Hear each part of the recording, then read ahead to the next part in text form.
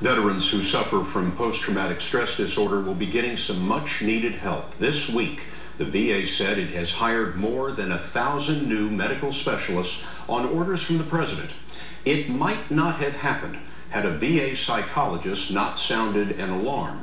But now Elaine Quijano tells us that psychologist says she's being punished. It did weigh on me pretty heavily. I felt like, as a therapist, I'm not doing what I was trained to do. Psychologist Michelle Washington says that in 2011, the Wilmington, Delaware Veterans Hospital was overwhelmed by the number of troops returning from war with PTSD. There was a massive delay in the treatment. Often what happens, they start self-medicating with drugs or alcohol, and they don't come back. And they end up getting lost in the system and lost out there in the world without the help. Here at the VA hospital where she works, Washington says her concerns were ignored by supervisors, so she accepted an invitation to appear before the Senate Veterans Affairs Committee.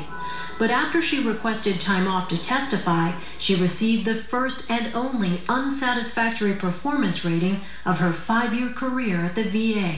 I remember going to my office and almost on the verge of tears. I had to really kind of grasp, pull myself together because I had a patient waiting for me.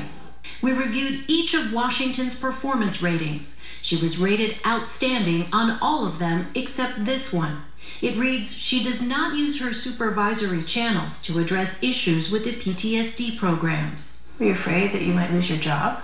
I was really worried about what might happen. Thank you for the opportunity to testify. Risking her career, Washington, whose father was a Navy veteran, spoke her mind. Too often, I am told that the patient will have to wait as long as 6 weeks for the first appointment.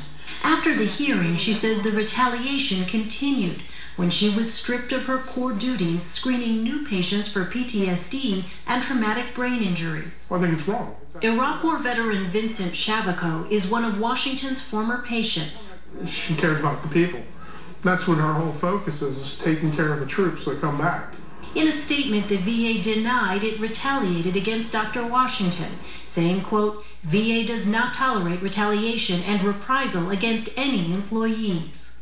Given what you know now, would you still testify? I think I probably would do it again. Why?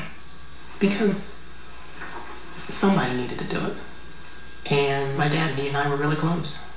He would always tell us, if you did the right thing for the right reason, I'll be proud of you. So I think he's up there in heaven, proud of me. 5 months after Michelle Washington testified, the VA's Inspector General found she was right. It said the VA did not provide patients with, quote, timely mental health care. Scott Washington says her duties have not been fully restored. Quite a story, Elaine. Thanks. We'll be back in just a moment.